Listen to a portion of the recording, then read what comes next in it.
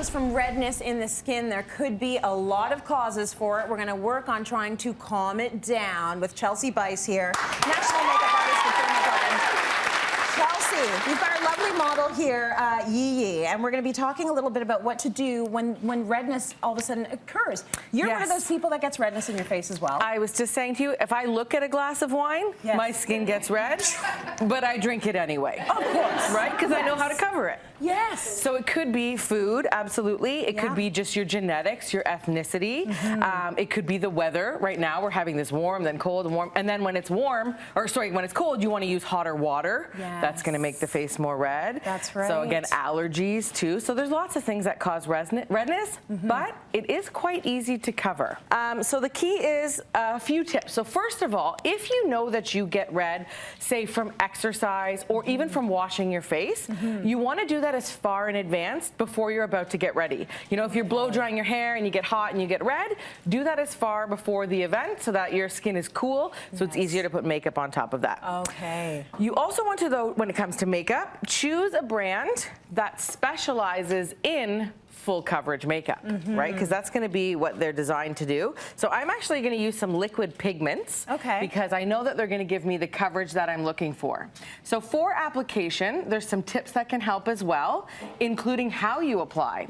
So you want to make sure that what you're using is a soft, professional grade quality. So it's not a stiff or a synthetic bristle brush that's going to cause the skin to be irritated as you're applying. So you can see just even a few drops of that full coverage foundation, and already, just as I'm getting started, right, you can see that happening already. That is flawless coverage right there. Flawless coverage. And then the beauty with these drops is if I want more coverage, I just add some more drops and continue to build.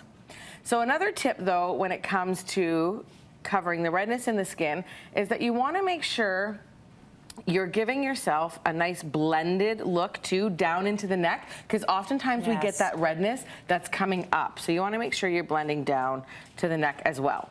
So when it comes to full coverage, you want to choose a brand also that's designed for sensitive skin, because oftentimes the redness comes from the sensitivity. So if you choose a brand that's designed for sensitive skin, you know it's not going to irritate or cause any issues further. So that's just one more thing that might cause a flare-up if it's not for sensitive skin. Yeah, I like that you put the dropper right on the brush, so you can do it that way. Absolutely, and that way you're building the level of coverage that you want.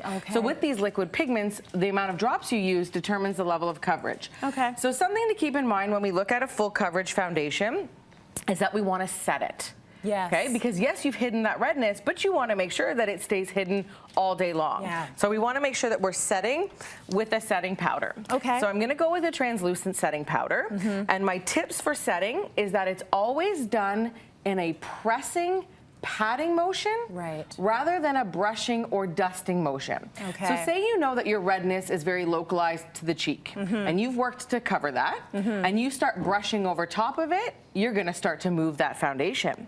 So it's always a pressing, patting, rolling motion onto the skin. So again, it's nice and gentle. It's not going to cause the redness to flare up even further. Now the trick with setting powder is that, maybe you've heard this term before, it's all about baking. Okay, so what you're doing is letting the powder sit in place. So it takes, we say, 1 minute to 2 minutes. And what the powder is doing now is absorbing any excess moisture in the makeup or the skin and securing, baking, setting that makeup in place. So because we're in TV land, we don't want to sit for 2 minutes here. We want to keep moving. So in real life, you let it properly bake. Yes, and you will see like a chicken. The makeup stay on for hours and hours. You don't look like a chicken, honey. Hours and hours. Very nice. Okay, so the other thing I was going to ask about is, can everyone use a translucent powder? And that doesn't care about complexion? No color to it. It's not going to affect the color of the foundation. That's a really great point. No problem at all. So that's what you want to look for, is a powder that is, in fact, translucent and states that.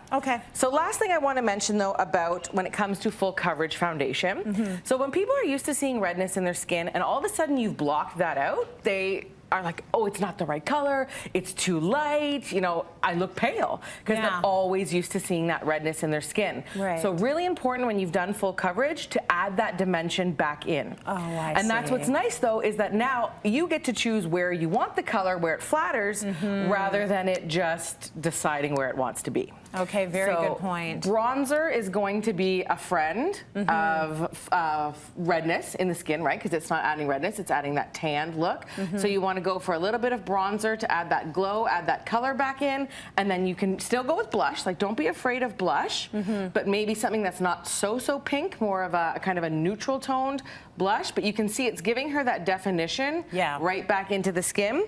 So then, you know, you'd put just a little pop of blush so you can really see. You can totally see it. And I think a lot of people do think afterwards, after they've done the coverage, they're done. And the problem is that the look will be flat.